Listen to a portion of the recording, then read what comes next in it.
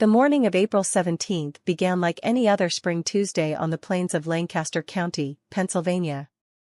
For Laura Wilson, the fifth-generation steward of Laura Family Farms, the day promised the familiar rhythm of soil, sweat, and strategy. At 34, Laura had already earned a reputation as the silent anchor of Pennsylvania's mid-sized organic belt, a woman less interested in social media fame than in the quiet alchemy of turning heritage seeds into a sustainable empire. Her great-grandfather, Amos Wilson, had bought the first 40 acres with a mule and a handshake in 1948. Now, Laura presided over 1,200 acres of rotated heirloom corn, spelt, and a 200-head grass-fed dairy operation. But at 11:47 a.m., the rhythm shattered. The scream came from the new high-tunnel greenhouse, a $400,000 structure built just last fall to extend the growing season for organic tomatoes. It was not a mechanical failure that caused the tragedy. It was something far more insidious, a silent, colorless leak of hydrogen sulfide from a forgotten slurry pit beneath the concrete pad, a legacy of the farm's pre-organic dairy days. Laura's father, 68-year-old Henry Wilson, the family's irreplaceable soil scientist and emotional backbone, had gone in to check a pressure valve. He never came out. By the time the first responders pulled him from the vapor, his lungs had been chemically burned beyond recognition. The tragedy would not paralyze the family in minutes, as is so often the case. It would unfold in slow, agonizing hours, forcing a choice no daughter should ever have to make. The first 24 hours after Henry Wilson was airlifted to Penn State Health Milton S. Hershey Medical Center were not marked by chaos, but by a chilling, surgical silence. Laura Wilson, a woman known for her meticulous spreadsheets and calm midnight lambing sessions, froze. Not outwardly, she signed forms, called their contract buyers, Whole Foods and a regional restaurant cooperative, and stood beside her mother, Ruth, in the ICU waiting room. But internally, the machinery of Laura Family Farms ground to a halt. Production did not stop, it soured. Without Henry's encyclopedic knowledge of soil pH balancing and his quiet, steady hand guiding the 6 full-time staff, the farm's intricate biological clock began to stutter. The reference script describes a harvester accident, a sudden, visible trauma. This tragedy was different. It was invisible and odorous, a ghost in the machine. The crop contract wasn't just in jeopardy, it was a live wire. Laura discovered that Henry had been the only one who knew the specific calibration for the farm's bespoke seed-saving software. Without that code, the automated planter would default to a generic setting, dropping 22% more seed per acre than the fragile organic soil could support. That same afternoon, their primary lender, AgFirst of Lancaster, called to remind Laura of a performance clause tied to Henry's signature as master grower. She had 72 hours to prove operational solvency or the spring line of credit would freeze. The community, however, did not rally immediately. Lancaster County's Old Order Mennonite and Amish neighbors, while kind, operate on a different temporal axis. Their offers of help, a team of horses for tilling, a barn-raising crew, were genuine but impractical for a farm running on GPS-guided irrigation and just-in-time logistics. Laura's younger brother, Jacob, who handled marketing, was on a forced hiatus after a recent DUI. Her sister, Miriam, the dairy manager, had just given birth and was nursing a premature infant in the same hospital, 3 floors below their father. The farm's leadership chart, a neat pyramid for 5 generations, was now a pile of rubble.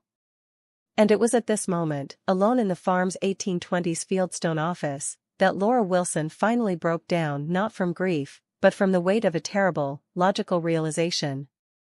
The twist in the Wilson family story is not a secret affair or a hidden debt. It is a question of definition. For 3 generations, Laura Family Farms had marketed itself as a bastion of legacy organic, slow, deliberate, and holistic. But at 2 a.m. on April 18, Laura received the first definitive report from the toxicology team. Her father's lungs were too damaged for transplant. He would survive only on a portable ECMO machine, a heart-lung bypass system that required constant, expert care. The only facility equipped to handle him long-term was in Baltimore, 3 hours away. The insurance would cover the machine, but not the private nursing. The cost would be $18,000 a week. The farm's emergency fund held $43,000. Here is the true twist: Laura had a choice that the reference script's protagonist did not. The reference script's tragedy was a pure operational crisis. Laura's was a moral calculus. A specialty grain buyer from a multinational conglomerate, let us call it Heartland Grain Partners, had been circling Laura family farms for a decade. They offered a deal: sign over the exclusive rights to their heritage-spelled variety, Ruth's Gold, named for Laura's mother, for a one-time payment of $1.2 million. The catch? Heartland would patent the seed, remove it from the public seed library, and sell it back to Laura at market rate. She had always refused. It was the farm's sacred trust. Now, that refusal looked like a death sentence for her father. The reference script describes an accident that paralyzes the farm. This script's tragedy is that the farm could be saved, but only by sacrificing the very principle that made it worth saving. Laura's true strength, the full truth the title promises, is not her operational genius. It is her capacity for a different kind of violence, the violence of saying no to a miracle. Over the next 48 hours, she did not restructure operations. She dismantled her own ego. In a move that shocked her mother and horrified the local slow food chapter, Laura announced she would not take the Heartland deal.